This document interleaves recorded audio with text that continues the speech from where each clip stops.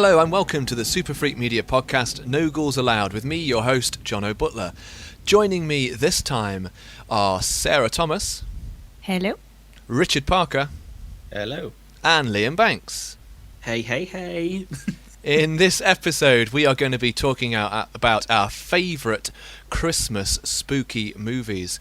And also, I've got a Christmas-themed horror quiz, which is kind of a little bit Christmassy, a little bit horror-y, and then it's got other questions in there as well because I needed to pad it out.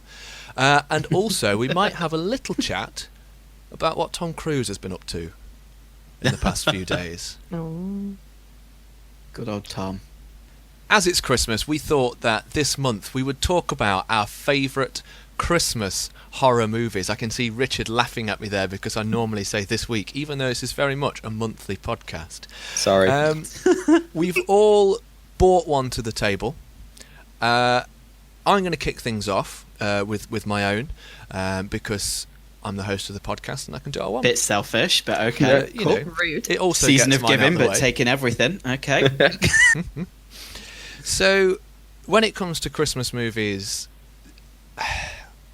the one that I wanted to choose, annoyingly, doesn't fit into the genre of horror, so it can't be Die Hard, even though we all know it is the greatest Christmas movie of all time. I think you're gonna rumble a lot of people with that, but I 100% agree. Including me. No. Oh. No. That's where we're going to fall out here, Jonno, I'm afraid. Also, the second one is also a Christmas movie. 100%, and I think the third one also has Christmas music in it, when it's definitely There you not set go. at Christmas. Well, what are we saying qualifies as a Christmas movie, first of all? In my opinion, anything that is set at Christmas and has Christmas as a theme, so if it's integral to the plot, therefore it is a Christmas movie. That's why Die Hard fits, because Bruce Willis, John McClane, goes to a Christmas party. It happens on Christmas. There's Christmas music. Bruce Willis is in the Bible. It all fits. Bruce Willis is in the Bible. Bruce Willis is Jesus, actually. Yeah. Like, it's been proven. Yeah. Okay. I would argue that he is the Jesus of the Die Hard series.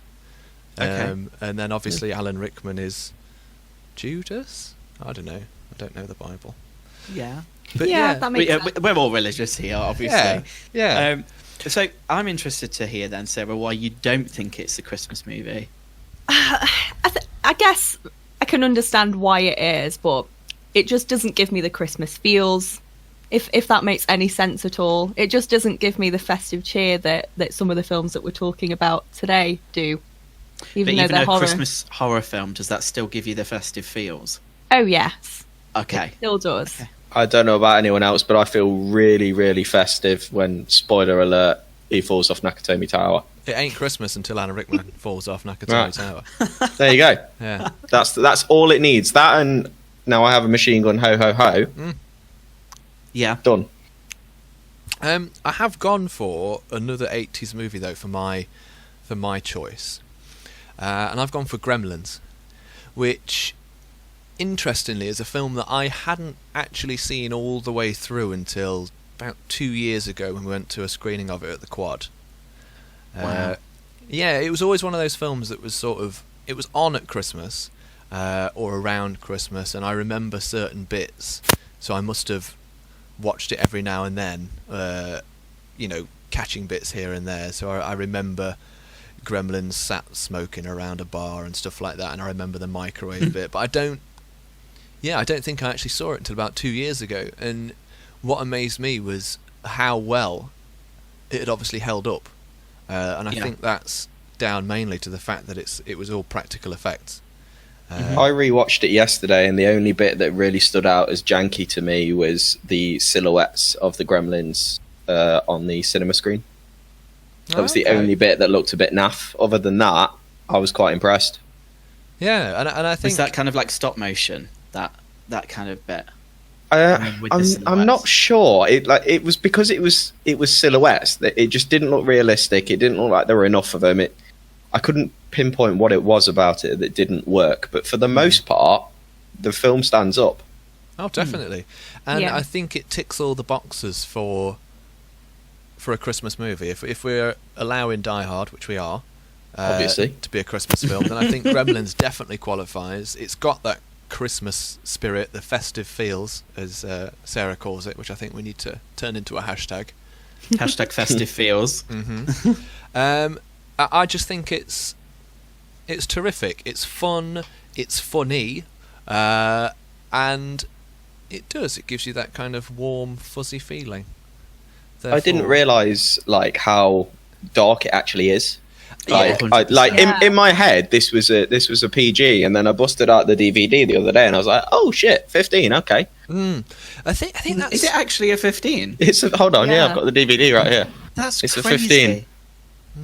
I swear, like we were all raised on that film, like apart from me, apparently.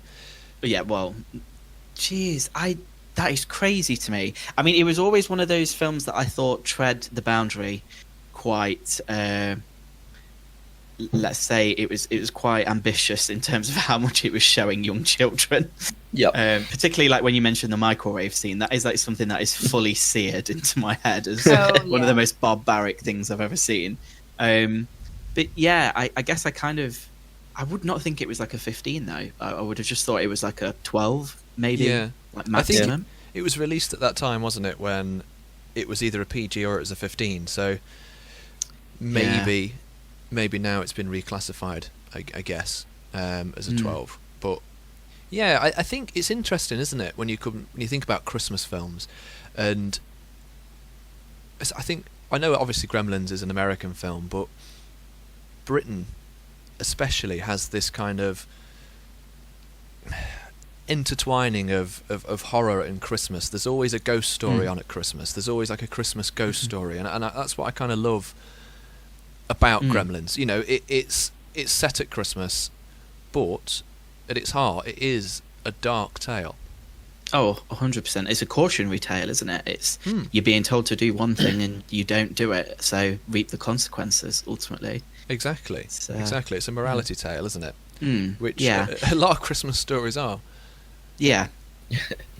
It's definitely an interesting one. And I mean, actually, you know, thinking about it when we've kind of said about how maybe morbid it is, thinking about it, I think a lot of people actually die in this film. Oh, yeah. Oh, yeah. Like, there's a lot of people that don't survive the Gremlin attack. Yeah, a lot of people who really don't deserve it either. Yeah, 100%. Although my personal favourite definitely is the old lady on the Stanner stairlift. Oh yeah, she deserved it though. She got what was she did. It. She was a cow. Yeah. But she does just fully fly out of the window, and it cut away just before she splats. Like, damn. Yeah, that was great. Jeez. I think it was interesting you were saying about the like the ghost stories, Christmas ghost stories, and stuff like that, because something about you saying that triggered Christmas Carol to me. Like that's actually in places kind of dark. Oh, 100%. It's terrifying. I think I even saw I can remember seeing the Jim Carrey, like, more recent remake at the cinema and thinking, oh, this is Christmas Carol, it'll be fine. Genuinely made me jump probably more than a lot of the horror films that we're seeing at that time. So God knows what it did to kids. I think... Yeah, it's dreadful. Controversially, my favourite version of the Christmas Carol is the Muppets version. That's not controversial. I agree. I think a lot of people say that. I've not actually seen it though. Oh man, it's fantastic. I know. It's so good. I'll leave. Don't worry. It is a treat. And I think Michael Caine did say that it was one of his favourite things, was being in the Muppets Christmas Carol. Could you give us a Michael Caine impression, please, Jonno? Putting you on the spot. Can I give you a Michael Caine impression? I feel very sorry. Now, wow. I'm gonna do the remote that was the gift of Christmas. That was the gift we needed. That was. I'm just seeing Rob Brydon and Steve Coogan. Steve Coogan doing that. Yeah. No, you're not doing it nasal enough. As Michael Caine gets on. All the years of all the brandy and all the cigars. You're only supposed to blow the bloody doors off. That was. Can we get a Caine corner instead of a Cage corner? No. Or both. What's that in the wall? What's that in the corner? Oh, it's Michael Caine. Who was it, Liam? It was Michael Caine. I'm Good try. Loved it. Sorry. It wasn't terrible. It wasn't terrible. It wasn't good, but it wasn't terrible. Another pick. You said you were talking about the Jim Carrey version of Christmas Carol, which is actually quite scary in places. Unintentionally scary Christmas films. Polar Express. Yeah, 100%. I knew you were going to say that. Wow. I think it's the uncanny valley effect, isn't it? The fact that they just do not look like people. They just look like Shrek extras. Yeah. And Shrekstras. Hey. Love what you did there. Thank you. There. Seriously, having weird, slightly wrong-looking Tom Hanks looming at the camera over and over again is not the one. I can't abide that film at all. Also, the fact that the whole plot is around a train that comes through at night and takes children. Probably not fine. Yeah, I mean... It's probably not okay. I think there's some conversations that need to be had about that film. Yeah. So we're certifying Gremlins as a Christmas classic. Is that fair to say? Yeah. It took me a while to get back into it the other day, but actually, as soon as we reached they'd been fed after midnight, had a good time. Yeah. I because there's always been talk about a remake, hasn't there? And I sort of I do hope if they do remake it that they don't go down the CG route, because I don't think they will. I think there is a third one that they're very much obviously trying to greenlight. And I hate to be that guy, but I was actually fortunate enough to work with Zach Galligan on a feature film a few years back. Clang. Clang. There you go, everyone. But he was genuinely the nicest guy, and he had so many cool stories about Gremlins. Because in all fairness, it is one of those films that I've kind of watched since I was a kid. That's why I was surprised it was a 15. And I think he was definitely kind of very excited at the idea of them doing something new with it. Excellent. So hopefully we'll see something. Good. As you finished off that section there on Gremlins, Liam, do you want to chip straight in with your choice? Yeah, sure, why not? So I've been a bit greedy with this one, because I've picked Black Christmas. Now, Black Christmas is a film that has actually had 3 iterations, so 3 kind of remakes almost, I guess, of this, or 2 remakes of the story since the classic one that was released in 1974. I guess I'll start kind of there with that. What was interesting about that was it was this Canadian horror film back in the 70s that actually predates Halloween, which I absolutely gush over every time I have an opportunity to gush. But wow. But it really laid the blueprint for kind of modern day slasher films. It was the first film to really have that trope of the calls coming from inside the house. And I mean, that's something I think we see echoed throughout a lot of films. The next kind of version of that came in 2006, directed by Glenn Morgan. And in actual fact, I think this remake is probably my favourite out of the 3. It doesn't get enough love, and it's like schlocky gore fest at its core. So I know we're probably talking about even the likes of Gremlins, which does have a heartwarming side to it, with like Gizmo and the message. Yeah, this film doesn't. It just wants to show you people's eyeballs getting ripped out and Christmas lights and blood splattering everywhere. And I actually really, really enjoy that. The last iteration of this film then came just last year, 2019, with a female director, Sophia Takal, I believe I'm pronouncing that correctly.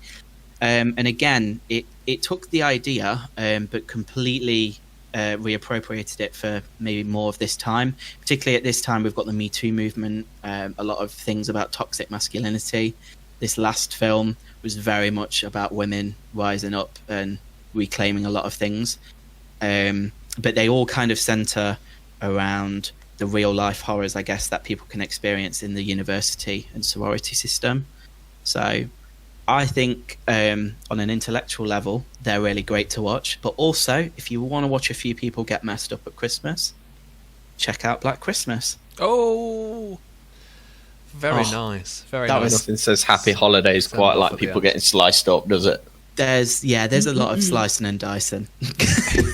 It's interesting that you've said that, with there being 2 remakes, that they all hold up in their own right, and they're not. You don't compare them kind of unfavourably. No, I mean, I think particularly obviously when the second iteration came out in 2006, I think that was very much in like remake city. Everything was being remade at that time. And what made it stand out to me was the fact that I think it obviously takes the name Black Christmas, but it could be its own kind of thing.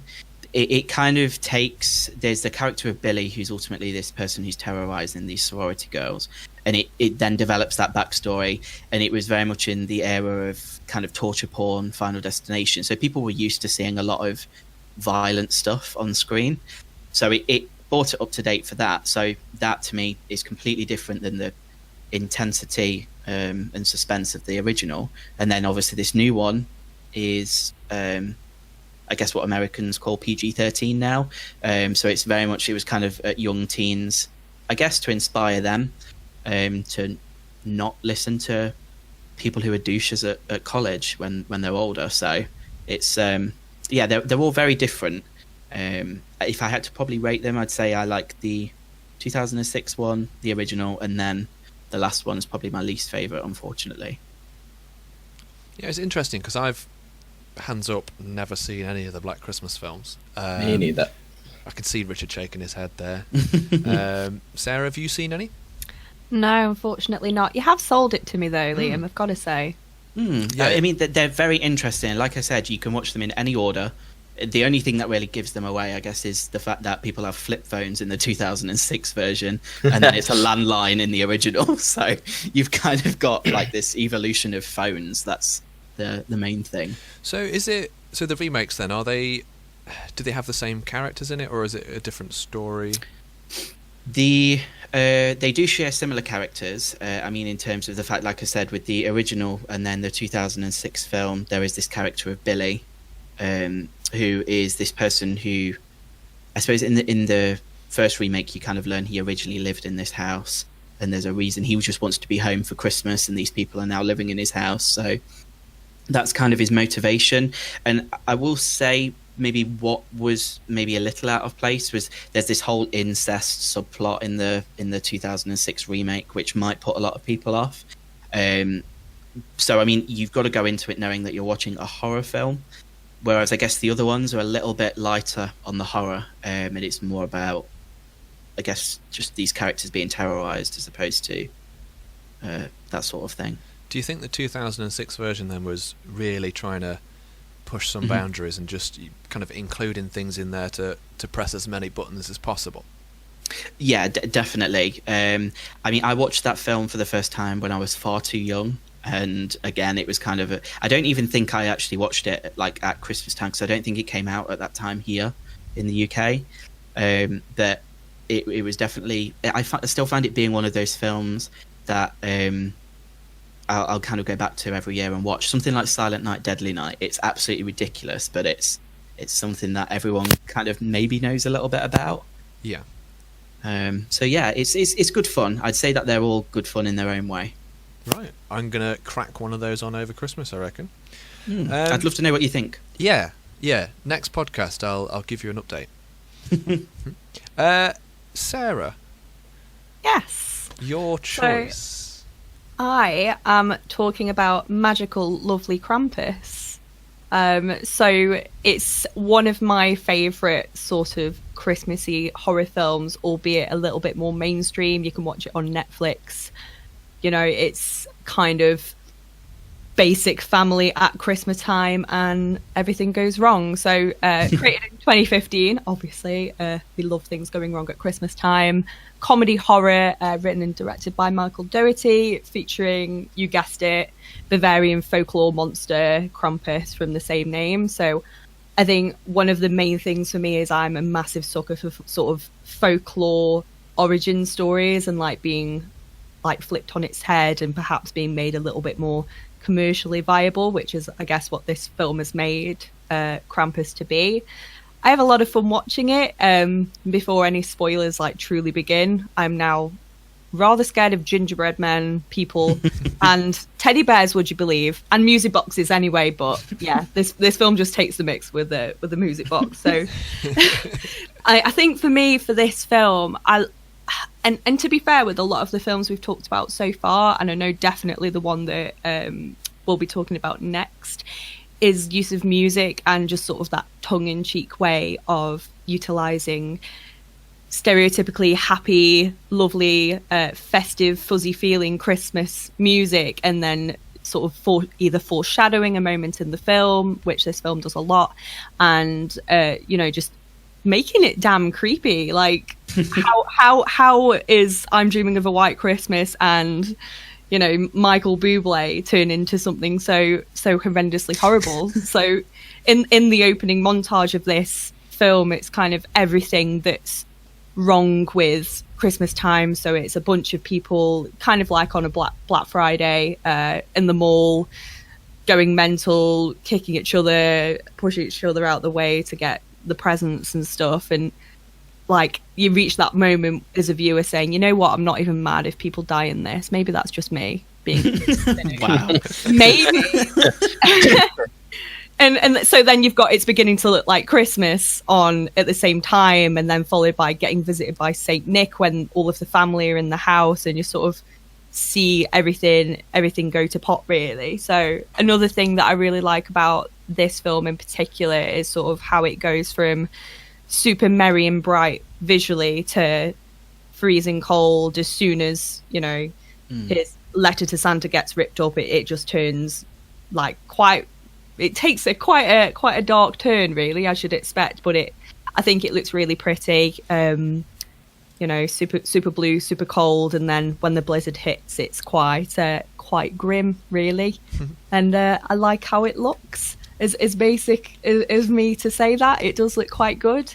And then another thing, I know we've already touched on sort of things harkening back to classic ghost stories, but I think Krampus himself is quite an interesting one visually for a couple reasons that I've picked up. And firstly, it's the chains. So when he's first chasing the daughter near the beginning of the film, you can see that he's got his chains, and that just reminds me of the scene in A Christmas Carol, the Muppets version, obviously, where you've got, the Marley and Marley song when they're basically taunting Scrooge with the chains of his sins that he's committed. And I think that's really like a cool little costume reference there. And towards the end of the film, instead of the whole with a wink and a nod from Santa, he flies away in sort of one of the final moments of the film. You've got the young boy Max apologizing to Santa for all of this wrongdoing that has happened, all because of him, because he didn't believe in Christmas. And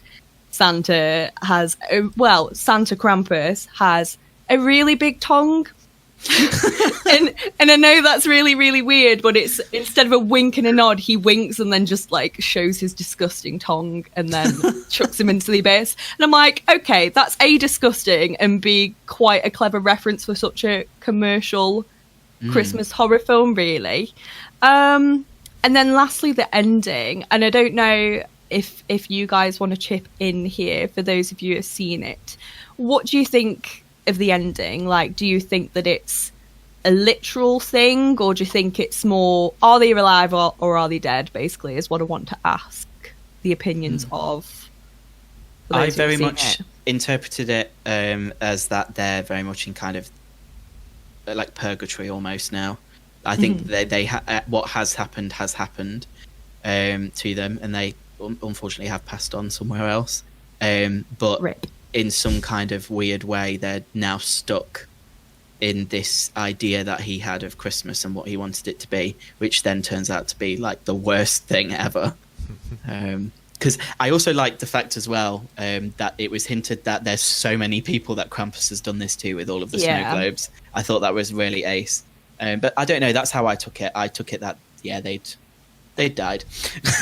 Yeah, and I think especially like to reference that, Liam, I know when they're all sort of sat on Christmas morning, quote unquote, like there's just this really dreamlike look to everything, and everything just doesn't look quite right. I know personally, I kind of see it as, up until that moment, I'm thinking, yeah, they're definitely dead, they're definitely in purgatory. But then some people believe on the world of the internet, the what? I know, right?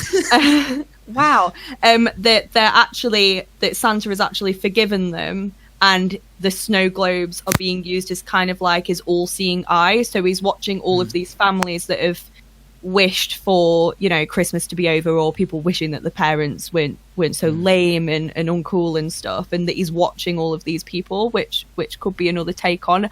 I personally aren't sure, but I know that the screenwriters and the guys who produced this made a graphic novel trilogy, wherein, you know, in each of the stories, two or three characters from each one sort of meet their demise, and it's confirmed by the creators of this film that it is the latter opinion that we talked about. So more, they're not really dead, it's just they're being watched by Santa, so he sees you when he's sleeping, he knows when you're awake, that sort of thing. So, but that's cool. But they've also said, you know, take it however you want to take it. It's your ending at the end of the day, which, yeah, I just thought that was a cool little thing that people might not know. But yeah, Krampus, lovely, festive, fuzzy feeling, featuring some really, really good acting and terrifying creatures, which is what we all love at Christmas time.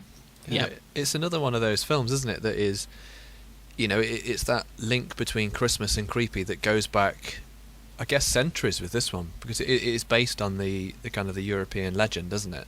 Yeah. Of Krampus. And it's just another one of those links that Christmas and the celebrations that we have always seem to have that kind of that dark undertone. Like when you said there that there's Santa seeing you when you're sleeping. It's a bit creepy. It's no Santa. Bit creepy. Just what are you doing? Away. Just please, I'm asleep. Leave my bedroom. I think it's the moral thing, though, isn't it? Like, ultimately, Christmas is very much a holiday where you are encouraged to reflect on what you might have done, which isn't the best. So whether you've been good or bad. And I think horror links in with that, because morals form a basis of a lot of things. If you're bad, you get killed. So yeah, it's easy to translate that, isn't it, into a Christmas story? Yeah, definitely. And also with it being that it has that link of horror and comedy as well, which they go hand in hand. When it works well, it works really well. I think Krampus is so funny. Like, I full on belly laughed when I saw this at the cinema. Did you lol? And I fully lolled, and I actually went back to go and see it twice, because I loved it so much. And there's not been anything made like that for such a long period of time as well. Because to me, I think the closest thing it has is Gremlins to it in terms of like creatures and all of that jazz. So yeah, really good choice. I love that. So we only have one left, and I think it's Richard's, and I think it's actually the most recent on the old release list. Yeah. I don't know if we saw it at Mayhem in 2018 or 2019. The DVD says 2019. 2018, I reckon. So, yeah, probably 2018 at Mayhem Film Fest. Anna and the Apocalypse. Every time I am on this podcast, I seem to be able to talk about a zombie film, and this is yet another zombie film. But it's a personal favourite, and it's become a staple ever since. So the last 2 years, I guess, that I watched this. But it's just fantastically well done. British film. For anyone who doesn't know Anna and the Apocalypse, you should be sold on simply the 3 words of zombie Christmas musical. What's not to love based on those 3 words? And it really is fantastic. I don't know what it is about it. It's got real heart, and I've found that when watching it, particularly for the first time, you forget it's a musical at first. I don't know if anyone else found that.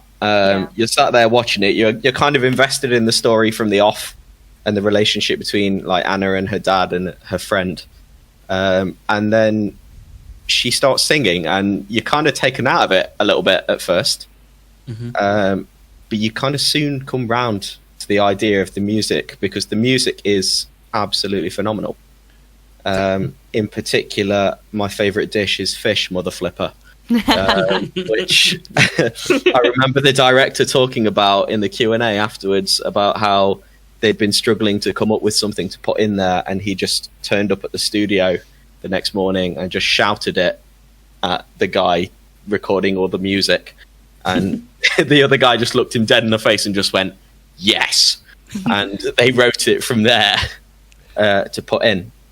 But some fantastic performances. I'm terrible with actor names, but the guy from Game of Thrones who plays the head teacher in Anna and the Apocalypse, it's a great performance. Is just brilliant. Absolutely brilliant. He's hilarious, but also absolutely mental. Yeah. Oh yeah, he's a nutcase. He just loses it by the end of the film, which is fantastic. And his song is also fantastic. I love that. He has song. some good music. Good music. I think that's the thing with it. But I found that it's also a film that I don't have to watch at Christmas. Whilst it's obviously set at Christmas and there's a lot of Christmas stuff to it, it's a zombie film, so I'm going to watch it pretty much whenever.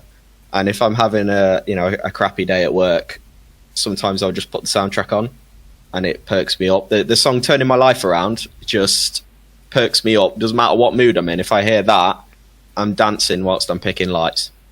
I can't help it. It gets under my skin, and I'm off. I love that scene. Like, that song just and that scene together is just iconic. I'll be honest, I watched it for the first time a couple of days ago, and I was like, why have I not watched this sooner? This is incredible. This is everything I love.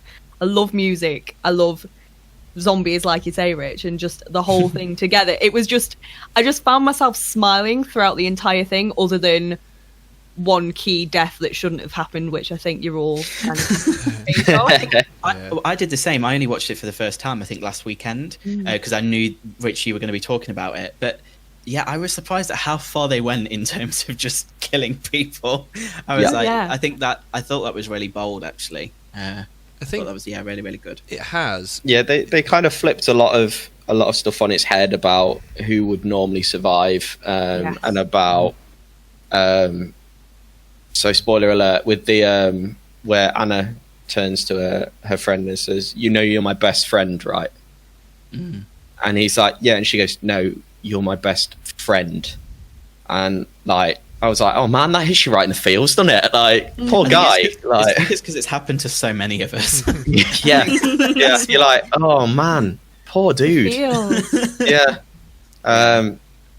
But it's just phenomenal, and you get these really poignant moments like that where you actually really feel for the characters, and then you get the genius moments like when the snowman zombie falls over and she crouches down next to him and she says, "I'm a first aider," and then British. He just goes, and she just smacks him with the bag, and I'm like, I don't know what it is about it. I love it. I absolutely love it. It's one of my favourites. It is very, very British. Like, the sense of humour is very, very British, I've got to say. Yeah, it has more. Well, it's so much better than a zombie Christmas musical has any right to be. I think that's the thing. It's like, I think a lot of people haven't seen it because they hear the phrase zombie Christmas musical and they go, "This is going to be shite." Yeah, it's Marmite, isn't it? How can this possibly be good? And the fact that the songs are terrific, the fact that the choreography is fantastic, the fact that the actual zombie content is enough to placate any actual zombie film fan, the dialogue is all kind of, it's on point. It deserves to be seen by a much wider audience than I think it has done. It does deserve to be, a film that is seen every Christmas, not just by Richard. Yeah, I have to say, like, amongst some of my friends, I have a bit of a reputation for when I recommend a film and they come out the other end and they go, "That was shit." Nope. But I'm like, I love it. It's great. And this was one of those ones where I explained the premise and they went, "No," and I was like, "You should watch it," and they went, "No," and then I made them watch it, and then they all went out and bought the DVD. Yeah. I think a lot of people sort of see the word musical on a box and like they tend to cringe. I know my other half, Luke, if you're listening, this is for you, that he won't watch anything that's remotely musical with me because it makes him cringe. And I think this isn't cringy at all because, like you say, the story is so good and you really do care about the characters. Like you give a damn about them right from the off. Even Nasty Nick, of all people, and even the headmaster, like, Poor dude, he gets to be headmaster for one day and the whole world goes to shit. Sorry, mate. It's not gone well for him. So we've had, I think, 4 pretty strong choices, and 4 choices there that hopefully at least one of them will be new to somebody. Whether it's Black Christmas, Krampus, Anna and the Apocalypse, or less likely, Gremlins. So if you're at a loss for what to watch this Christmas, we've got 4, well, actually 6, given the Black Christmas remakes, recommendations for you. You're welcome. So we thought this time we might do something that's actually slightly topical instead of just talking about stuff. So in the news recently has been a certain Mr. Tom Cruise. They're filming Mission Impossible 7 at the moment, which for me is brilliant news because it means a new Mission Impossible film is coming out. And Mr. Cruise has been on a bit of a rant about COVID restrictions and having to shut down his movie set. And I just wanted to get your opinion on what you thought, because personally, I think everything he says, albeit in quite a sweary, shouty, Tropic Thunder kind of performance, is perfectly valid. Because at the end of the day, if his movie set gets shut down, it's not just the people who have kind of flouted the rules and been too close to people or broken the bubble that kind of lose out. It's the entire crew, it's the entire cast, it's everyone that works on that film. And in a kind of in a wider way, Hollywood and the film industry are they're looking at Mission Impossible 7 and they're looking at how it's doing as a bit of a benchmark on, is this method, is this way of filmmaking actually sustainable? Can we do it in this bubble scenario? And if it doesn't work, it could stop a lot of productions down the line. And if, people in the creative industry, if they're not working, they're not getting paid. I think I agree entirely with you in terms of, I think it does have a ripple effect, and Mission Impossible is one of those tentpole kind of films that a lot of people will go and see, and if it is successful and it's done correctly, it means other people can make their films. I think one of the most frustrating things for me, and I suppose I'd like to think for you guys as well, this last year has been the fact we've not been able to make anything, and it has been tricky. I just don't think he had to be so much of a douche about it. I think that's where I kind of stand on it. I understand he's very passionate, and he isn't just an actor in the film. He has stakes as a producer as well. But we all remember when we heard the clip of Christian Bale going off in Terminator Salvation. And I just don't think... I think you can get your point across without being that rude. We didn't have any visual, so we don't obviously know what had set him off. We don't know how the rules were necessarily flouted. I've seen a variety of things online saying it's like he was handed a beverage or something and that wasn't the right thing because contact was made, or I don't know. But I just think if he's talking about everyone looking to them as a way to make films, he should also look at how he treats other people on a film set, because that was out of order in my eyes. I think you don't need to be rude. Yeah, I understand that, but I think the thing is that's the one bit that's been recorded. You don't know how many times that conversation has taken place in a non-recorded scenario in a much calmer way. Chill cruise. Chill cruise, and now we've got full-on catastrophe cruise. Yeah, but I think, as you say, the sentiment is definitely in the right place. It's just whether he needed to kind of go on for quite as long as he did. Every time it sort of dialed down, he sort of came up again and then continued with his rant, which is choice. And it is available online if anyone wants to search for Tom Cruise rant, and it is a treat. I might have to check that out, because you definitely I'm coming into this completely blind. But as someone whose industry at the moment is completely buggered, I can kind of see the point of if he's getting irate at people for not following the rules and not being safe, because it can be done. I understand that, you can't have big gatherings of people and all of that kind of thing, but I went into work for 4 days to help clean up recently, and me and the deputy of the department were just wearing masks at all times, trying to stay out of each other's way as best as possible. So it can be done safely, and if people are flouting those rules, then there's not really an excuse for it. The thing is, though, I think what you've said there is perfect in terms of the fact this is a whole new way of working a lot of people have got to get used to. And it's like I find myself still in supermarkets, for example. I'll kind of like go over to something and I'm like, crap, I'm going to have to like wait now just to let this other person go past. And I know that we have had this for a long period of time, but it's an adjustment. But I think the key thing is that we just don't know how many times these people had maybe been flouting the rules or forgetting how to act, I guess. Yeah, and I guess I would imagine if you've got stakes in the film, you care about it, and you think, damn, this is probably one of the only films that is going to be made this year. You'd be doing it out of a place of kindness for all of those, however many people on that set, all of the production crew who, to be honest, probably wouldn't be working in a normal circumstance. And speaking from someone who sort of deals with like PR and stuff like that in my industry, I think he'd be damned if he did kick off, and he'd also be damned if he didn't. So if he hadn't have stuck up for seeing something that perhaps shouldn't have been taking place on set, and then for 10 days later someone on that set test positive, the media would be having probably more of a field day then than they have been about this rant now. So I think it's tricky, and like you say, you don't know what preceded this outbreak or anything like that. So it's a hard one really to gauge. He is a very angry man, but you'd like to think it came from a place of kindness and sort of consideration for the people who were working. I don't think it will do him any harm, and I don't think it will do the film any harm. I think this press is good press for him, ultimately. I think even the people who don't necessarily agree with him, you can still kind of see his point. So worst comes to the worst. Worst comes to the worst. His reaction, whilst not done in the correct way, probably has the correct message behind it. So Oh, sorry, there's a small scratching coming from the corner again. I've told you to sort this out, Jonno. It's every time. Every goddamn time.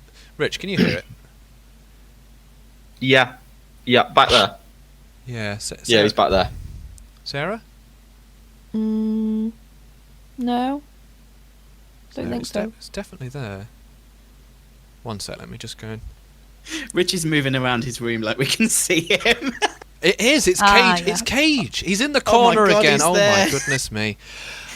He needs to just stop dropping in. We're in the middle of a pandemic, goddammit. He's wearing his mask.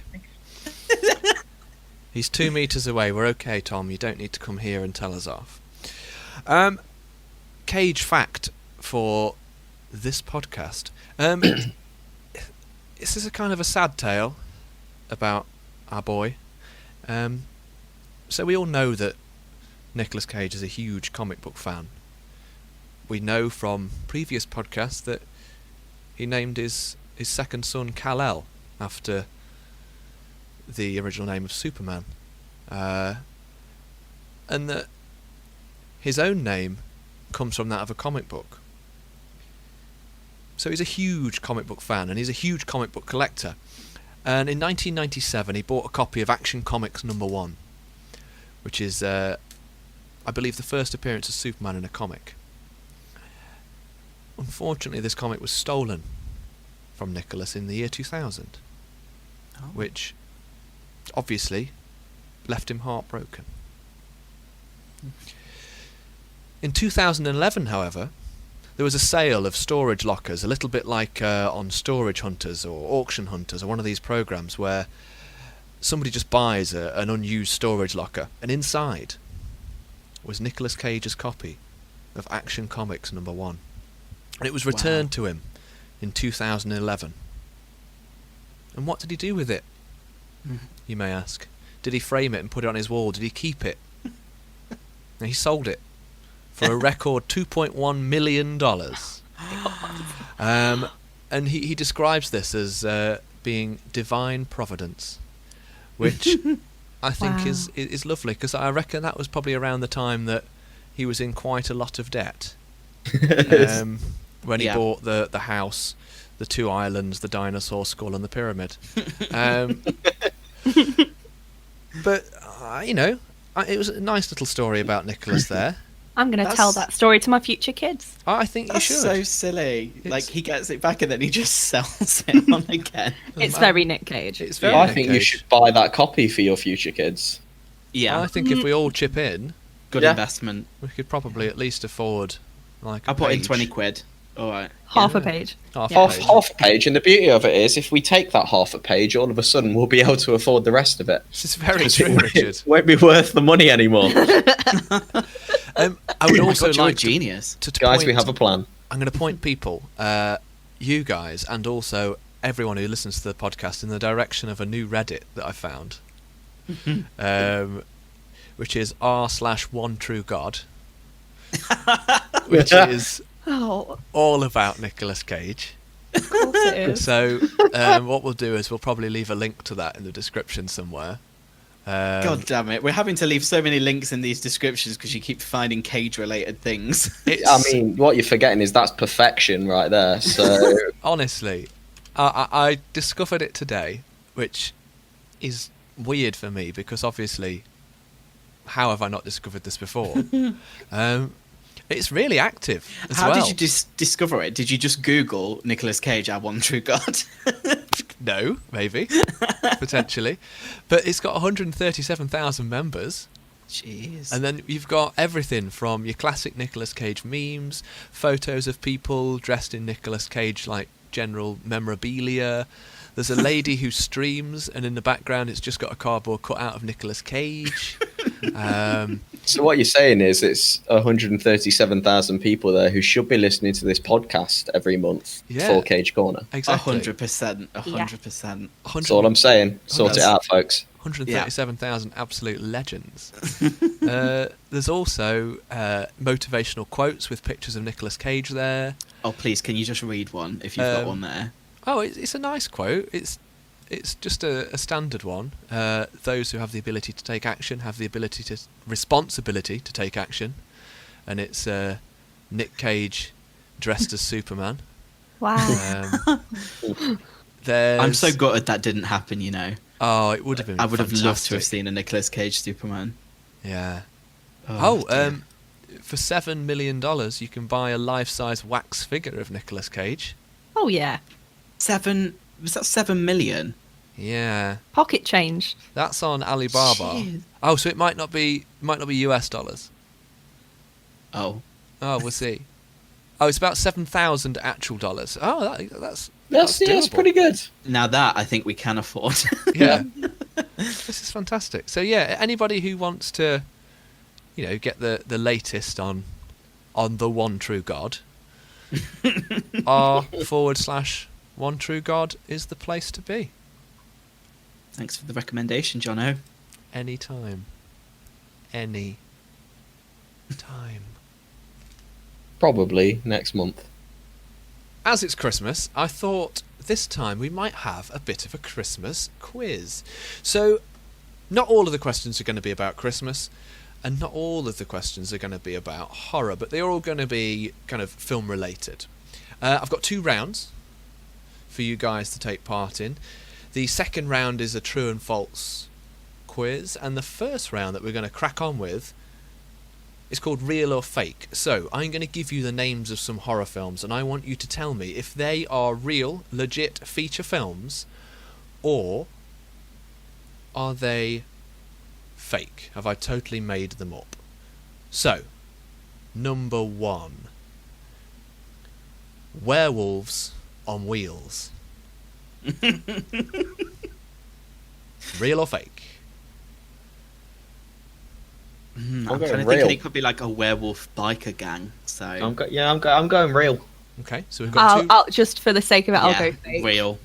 Fake for me. So we've got real, fake. Werewolves on Wheels is 100% real. Damn it. Yes. It Yes. is about a motorcycle gang who turn into werewolves. Oh my Nailed god! it. Nailed There you it. go. So good. Yeah, amazing. Yeah, so that is 1 point to Rich, 1 point to Liam. Unfortunately, 0 points to Sarah. As expected, to be honest. Staying with the theme, vamp bikers. Real or fake? Real. Richard's going real. He's locked in. I'm going to say real as well, I think. Sarah's gone real. For shits and gigs, I'm going to say fake then. Liam's gone fake. I think it's a shit name, but I think it sounds like a good premise for a film. It doesn't have the flourish of werewolves on wheels. No, there's no alliteration. Yeah. So, Werewolves on Wheels was real. Vamp Bikers is a real film about vampires and bikers who clash in the near future. It's not just a film, it is a trilogy. Oh no. It's a trilogy. Yes. Sign me up. 3 Vamp Bikers films. Here we go. Number 3. Pramageddon. Cramageddon. Pramageddon. As in that you push your baby around in. What the hell? I'm gonna say fake, but I want it to be real because it makes me think of Nanageddon from the Mighty Boosh. Okay, we've got a fake from Richard. Fake from me too, I think. Fake from Sarah. Okay, real. Liam's gone real. Are you just playing devil's advocate? Is that? Of course I am. I'm going to get a point one way or another. Not this time, you're not, because that one's fake. Oh, god damn it. If it was going to be real, though, I did write down a little plot for it, which would be genetically modified super babies that take over the world. Quick, pattern that, quick. Yeah. Please, yeah. Let's approach the asylum. Here we go. The long hair of death. That's me every day. I'd say real. Real for I'm Liam. going real. That sounds real. Real for Richard. Go on then, let's say real. And you're all correct on that one. What? The long hair of death. I'm sad about that. Yeah. It sounded too corny not to be real. That was the thing. It's an old Italian slow burn horror from, I think, the 60s. Wow. Yeah, Wow. there you go. Is it just someone just washing their hair and then realising, oh, I'm dead? Apparently, the long hair only turns up right at the end. Spoiler. You know, sorry if anyone was going to watch The Long Hair of Death. I'll be honest, I did want to watch it until I knew that, and now you've saved me a job. Okay. I might just watch the last 10 minutes. Slightly different one, this one. I'm going to give you 2 films, and you're going to tell me which one is real and which one's fake. So, we've got Boarding School Monster Party or Werewolf in a Girl's Dormitory. One's real, one's fake. I think the latter, Werewolf in a Girl's Dormitory, is real. Okay. No, I'm going boarding school. Real. Boarding school for me. So 2 for Boarding School Monster Party, 1 for Werewolf in a Girl's Dormitory. Liam gets it with Werewolf in a Girl's Dormitory. It's horror, guys. Everything is just about women and being in horror. That's it. Yeah, but it's the crappy name out of the two, isn't it? I mean, again, Boarding School Monster Party. We should probably patent that. Yeah. Trademarked, SuperfreakMedia. So the next question is the same kind of theme. So 2 films, 1 real, 1 fake. Even the Wind is Afraid, or Even the Sky Can't Save Us. I want to say that Even the Sky Can't Save Us is the real one, and I think it might be a red herring, so I'm going to go the other way. Okay. Yeah, I'm gonna say that the Wind one is fake and the Sky one is real. Okay. I'm going to say Wind is real. Even the Wind is Afraid is definitely a real film. It's a Mexican ghost story. Apparently it's rather good. So that's a point there for Sarah and Richard. Which means, at the moment, Richard's on 5 points. He's in the lead. Wow. That has never happened before. Sarah's on 4 points.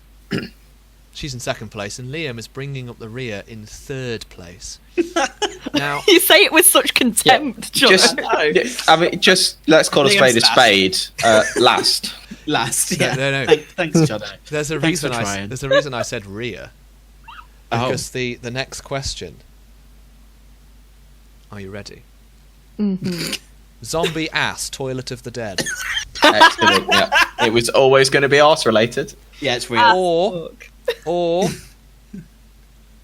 toilet zombies, dead ass. Which one's real? Can I hear the first one again? Zombie ass, toilet of the dead. Or toilet zombies, dead ass. I think toilet zombies is real. No, I'm going zombie ass. I think that's the real Zombie ass. I'm going to go for dead ass. It sounds very American. Oh, interesting that you say that. Richard's got this one right again. It's zombie Yes. ass, toilet of the dead. It's a I'm going to watch it That's twice. a crap title. it's a Quite literally. I'm going to watch it so many times. It's not American, it's Japanese. It's a Japanese horror comedy from Oh, the makers of wow. Machine Girl. There we go. Oh. Okay. Wow. Next one, just a straight real or fake for this one. Deathbed, the bed that eats. Yeah, real. No.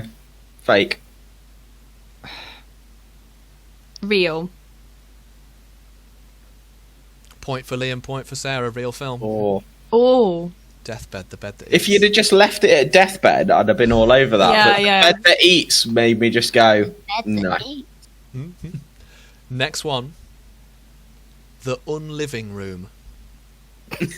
Wow. That is such a good title. I love that. Unliving. Mm-hmm. Yeah, real. Yeah, that's real.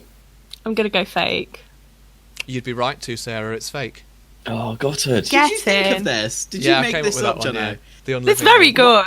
Why are you not titling all of our films? Okay. The next one. One of these is real, one of them's fake. Dr. Terror's House of Horrors or Dr. Horror's House of Terrors? Knew it. Oh. Oh. Dr. Terror's House of Horrors. Dr. Horror. Yeah, I'm going to go Dr. Horror. You'd be wrong. Liam's got that one right. He's Gutted. clawed Flip. it back. Richard 6, Sweet. Sarah 6, Liam 5. He's still bringing up the rear. Still bringing up the rear. The next one better be arse related, that's all I'm saying. The next one is not arse related. Are you ready? Gutted. The next question is... That's the first title. The second title is... I didn't hear the first one. I didn't either. Okay, it's... Okay, it's a hiss. Mm-hmm. Or car. Or... Um, I'm going to go with all the S's. Okay. 100%. How are we spelling the second one? K-A-W. yeah, I'm going car. I'll go for s- Tucky. I'm afraid I've been harsh there. They're both real films. So, 0 in the points. spirit of Christmas. In the spirit of Christmas, no points Oh. for all. 0 points. Yeah, so the first one, film about snakes. Second one, film about ravens / crows. The bad thing is I've actually seen some clips from All Asses, that film, and it is dreadful. Of course it is. It's absolutely dreadful. Okay, the final question then in this round. I'm going to give you 5 titles. One of them is fake. So you're going to have to give me the fake one. Oh out of my these God, 5. this is Find intense. so find the fake. Okay. Find the fake. Okay. Monster, which is a film about a killer turd. Yeah. Hollywood Chainsaw Hookers, which is self-explanatory. Killer Condom, What? also self-explanatory. Is that spelt with a K? No, that's the killer is, but the condom's with a C. Oh, the Mr. Trick. Mr. there. Trick, yeah. Okay, there is an interesting spelling on this one though. Serial killer, which is cereal with a C, and then killer with an A on the end. Cereal as in that you eat cereal, or Yeah. cereal as in serial killer, but just spelt with a C? Cereal as in the cereal that you eat, Right, okay. and then killer with an A on the end for cool. And then evil bong. Right. Don't What do was- drugs. All bongs are evil. Nice PSA there. What Yeah. was Thank you. What was before the serial killer one? Killer What was that condom. one? Killer condom. Can I just have them just once more? I'm so sorry. Yeah, same. Yeah. Monster'd. Okay. Hollywood Monster, chainsaw hookers. Yeah. Mhm. Killer condom. Mhm. Serial killer. Mm. Evil bong. I think Evil Bong is the fake one. See, I think that's a real one. I feel like I've seen a trailer for that. I don't know if the killer condom one is Sarah, the fake. she's deep in thought. I'm going to go for the hookers, please. So we've got Hollywood chainsaw hookers. That wasn't Sarah's choice. She's just going for the hook. I'm just going to go for the... 'Tis the season. Wow. Hey, I can tell you, So Sarah, just- you are incorrect. Hollywood chainsaw course. hookers is a real film. Damn it. Richard. It sounded the most real. That's why I went for the fake one. I thought you were being sneaky. No. Also, just so that we're clear, Sarah is against bongs but for hookers. It's making a living. It's a way of living. Absolutely. Anti-bong, pro Who are we to judge? hookers. Liam, you went for Killer Condom.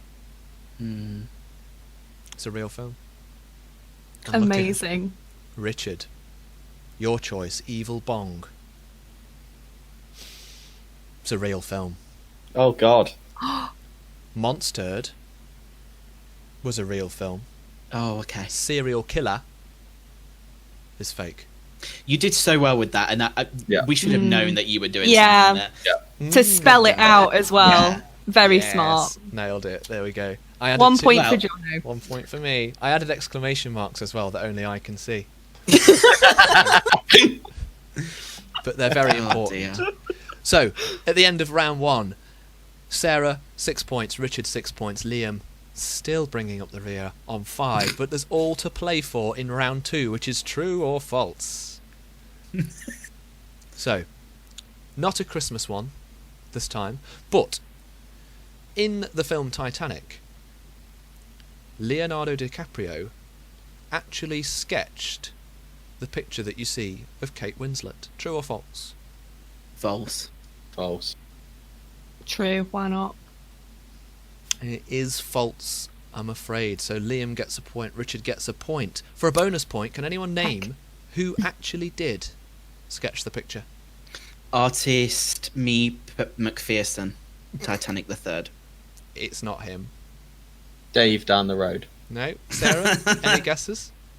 The correct answer is actually Jonno. I wish. It was James Cameron. No. Yeah. James Cameron did that. Yeah. Oh, no, he did. No, he didn't. Stop. He did. That man is Stop not it. that good at everything, okay? Apparently he is. Apparently he is. Okay. I lied when I said true or false. But it's still 50-50. Which film came first? The original Black Christmas or the original My Bloody Valentine?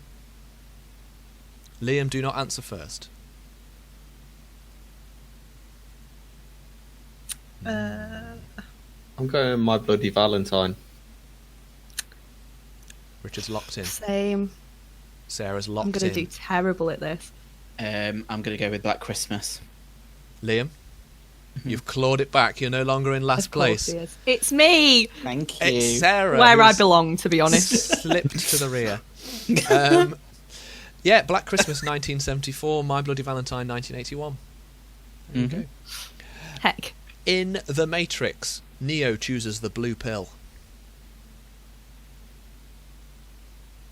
Are we saying yes or no? True or false? It wasn't just a statement. He sorry. chooses neither because drugs are not okay.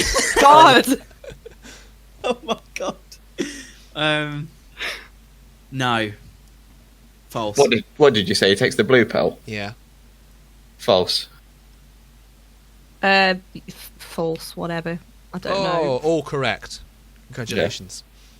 I had to go through the entire line in my head, both ways, and it sounds correct both ways. Oh. And then you just went down the middle. Yeah, like I don't know. Something about red sounded more correct. Slightly more Christmassy, this one, because at least it's got cold in it. Cool Runnings is based on a true story. True or false? True. True. False. Oh, Liam, you absolute whopper. It's a true story. No way. Yeah. It definitely is. It is. Jamaica had a bobsleigh team with the one and only Sanka and the one and only DeReese. And his lucky egg. That film. I love that film way too much. Okay, true or false? There are over 10 movies in the Friday the 13th franchise. True. Yeah, true. Yeah, true, please. Points for all, Ding, ding, ding. which I'm like means trying to count them. Richard is in first place with 10 points. Liam and Sarah both have 9. Oh. God, this is close. This is good. Don't like this is it. good. Question number 7. Die Hard star, greatest Christmas movie of all time, Obviously. Bruce Willis, was born in Germany. True. False. False. Only Richard gets the point, which means he's pulled away by an extra point. He's in the lead with 11. Good lord. Oh. In He's Pulp- celebrating way too hard right now because no Yeah. one can see it. Bless him. Yeah, He's it's got alright. I won't one. worry about it. I'm about to lose it. Okay, Richard just- dancing is probably the most horrific thing on the podcast. yeah, you. be grateful you can't see it. There's 4 more questions, which means Oh, okay. it's going to be tight. In Pulp Fiction, wow, Mia Wallace dies from an overdose. True. False. I'm going false. You'd be correct. She doesn't die. I can't hear you. You'd Yeah, be we've lost correct. She does not die. I think she technically does die, and then she's brought back to life. But okay, I think you'll cool. find she Whatever. doesn't stay His dead. final end, though, Liam. Don't Oh, be well. salty.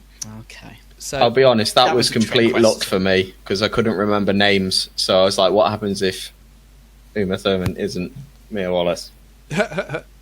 okay, question number 9. Richard, you are still 2 ahead of Sarah, 3 ahead of Liam. Heck. Final Destination is based on an unmade X-Files episode. True. Yeah, I could see that being Yeah. true. Okay. Wow, that was easy. That's points for all. Mm. Very nice. Which means, Richard, you can now. The worst you can do is draw with Sarah. He's Sarah? definitely going to win then. You need these 2 to catch him. So, in the Friday the 13th film, the first one, Jason is the killer. I will answer last. I'm gonna guess it true. False, whatever. False. I have nothing to lose. Well done, Sarah. They've clawed one back. Heck. False. It's actually his mother. God damn it! I thought that was the second one. Ah, yes. Okay. This means, Sarah, if you get this one right and Richard gets this one wrong, it's a tie and I have to go into the tie-break situation, which Oh, I'm no. Oh. woefully That's too much unprepared for. pressure. I hate you so much right now. Okay. In Home Alone, Macaulay Culkin did his own stunts. No. False. False. True. I don't think he did that much. So He you're- literally zip lines across to a treehouse. Okay. Which Yeah, is but clearly they- a small woman. Okay. Yeah, but they Okay. probably clipped him on properly. Clipped him on. Probably. Wow. It's false. He did Oh. not do his own stunts. It was done by a 30-year-old short man. Oh, I thought it was a who, lady. It might have been a lady for a couple, I don't know, but I Oh my read God. man. Which means we have a tie-break situation. Oh, Go on, Sarah, come on. It's not going to happen. It was really tight at the end, by the way. It was only 1 point separating you all. Liam on 12 and Richard and Sarah on 13 each. Unlucky for you. Hey, Oh, God. Okay. You've got to name the film. And the way that we're going to do this is that you're going to write it down and hold it up to me. Right? Okay. Oh, God. Who's not prepared for this? So this way that we're not going to have any conflict. So, Richard, you're going to have to look away, and Sarah's going to give me the answer first, and then I'm going to ask for yours. Okay? Yep. So, name of the film. It's a Christmas film about a serial killer who turns into a snowman. Can I answer this afterwards? Oh, you can. Thank you. Ow.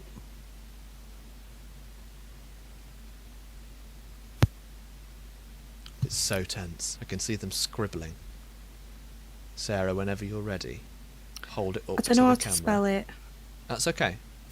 As long as I can make out the general gist of what's occurred. I'm excited to see Yeah, it's what she's going for. to Slightly be honest. worrying me. No, that she's I struggling to don't know spell. whether it's. Oh, I need a new piece of paper. Oh my goodness me. The pressure's getting on. I have an English A level, and it's. I'm gonna do Sarah thinks she's on countdown. I really do. I'm gonna do the Right. theme. It's probs wrong. Bong. All right, let me have a look at that. Sarah has gone for. Oh, okay, that's a choice. Yeah, Right, it is. that is a because I choice. don't know. And take it away for me, Richard. Are you ready? No. Are And you ready? Show me your I think choice I've made a big error. whenever you're ready. Actually, Richard, you could just say it. Yeah. I'm guessing. Yeah. Like, and it's not even a horror film. So Go on. The point's probably yours. Jack Frost. You know who gets it? It's Richard. That's it. You Richard got it. gets It was either that or that, and I went wrong. Sarah went with the Snowman. I considered The Snowman.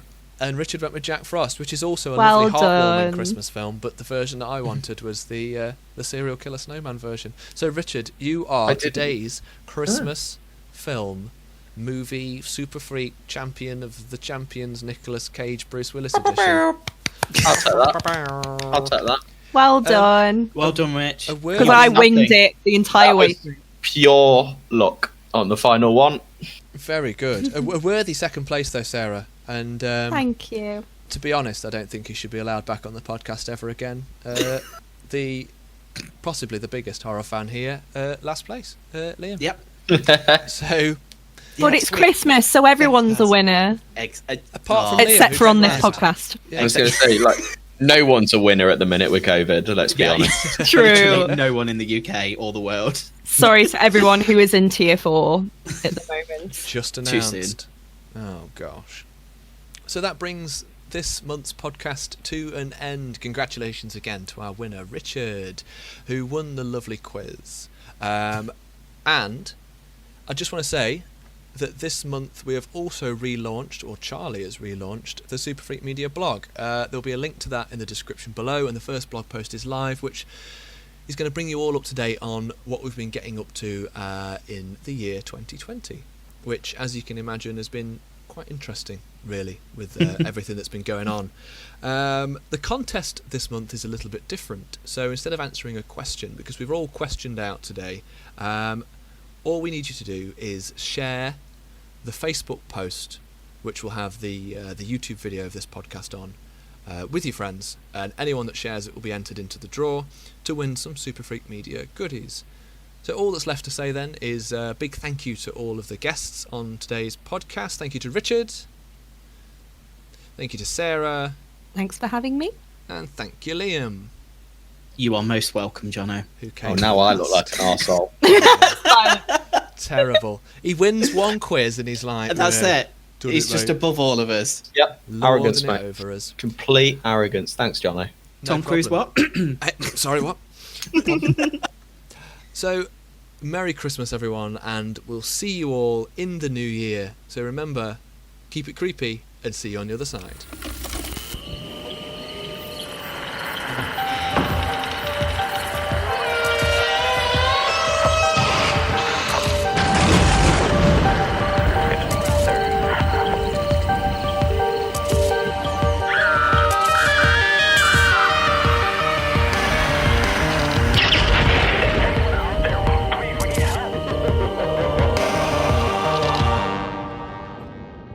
I wasn't sure if we were still doing the woo Didn't do or it. not.